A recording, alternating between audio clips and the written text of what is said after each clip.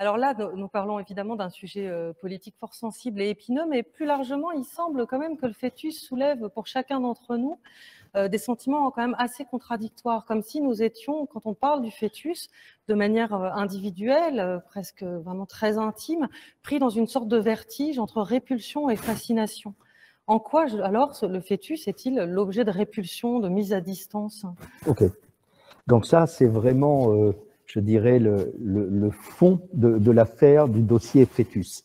Et vous le dites très bien, répulsion et attraction, magnétisme. Attirance et vade retro satanas. Alors, commençons par la répulsion.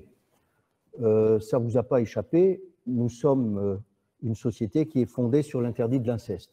Donc, s'intéresser au fœtus, s'intéresser à la maison première, s'intéresser à nos débuts dans l'utérus de notre mère, c'est toujours potentiellement la menace d'une tentation incestueuse. Donc, il y a une frontière commune toujours présente et toujours évidemment source d'interdits de pensée et de résistance et de difficulté à penser, parce que effectivement s'intéresser à la vie fœtale, et en particulier quand on s'intéresse sur sa propre biographie avec ce séjour utérin, on est dans une zone où il y a une omerta, il y a un refoulement et il y a beaucoup d'interdits de pensée.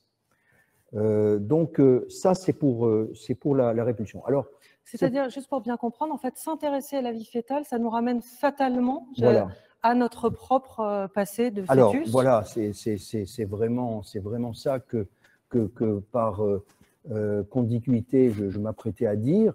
C'est-à-dire qu'effectivement, pour nous, pour vous, Cécile, pour moi, se représenter le fœtus et se représenter Cécile ou Sylvain fœtus, c'est vraiment de la science-fiction. Pourquoi? Parce que je suis un être conscient et réflexif et bourré d'intention.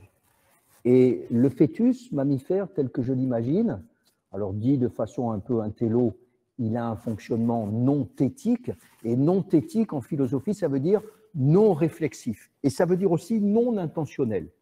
Donc le mammifère fœtus, il n'a pas le fonds de commerce humain du je pense donc je suis, il n'a pas cette réflexivité, je ne le crois pas, ce n'est qu'une opinion, mais j'y crois dur comme fer, et il n'a pas non plus d'intentionnalité.